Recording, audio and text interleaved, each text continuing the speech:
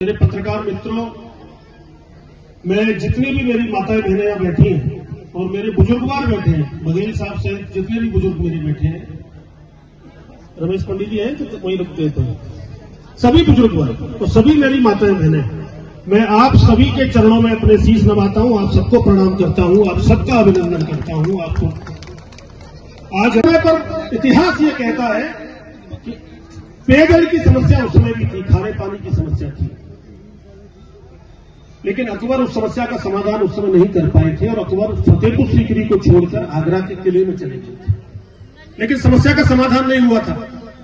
लेकिन आज मैं आप लोगों से कह सकता हूं, जल जीवन मिशन के अंतर्गत देश के प्रधानमंत्री श्री नरेंद्र मोदी जी ने हर घर नल से जल की योजना के अंतर्गत आगरा जनपद के लिए 4000 करोड़ की योजना स्वीकार करके दी है। गंगा जल हर घर में इस साल के अंत तक पहुंच जाएगा, ऐसी योजना हमारे देश के प्रधानमंत्री नरेंद्र मोदी जी ने आपको दी है। गांव-गांव, घर-घर गली, उसको लाभ लेने की आवश्यकता है। और एक बात कहकर मैं अपनी बात को पूरी करता हूं कि मोदी जी ने केवल ये कहा है कि मेरे लिए 4 जातियां महत्वपूर्ण हैं। कोई समाज हो, कोई धर्म हो, कोई जाति हो, कोई बिरादरी हो, उन्होंने 4 जातियां बताई है।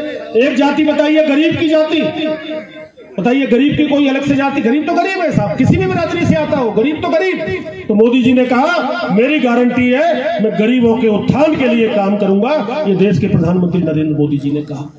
उन्होंने कहा मेरी दूसरी जाति है जिसकी चिंता मुझे करनी है, वो युवाओं की जाति। उन्होंने युवाओं की चिंता करने की बात की है, उनके उत्थान की बात की है।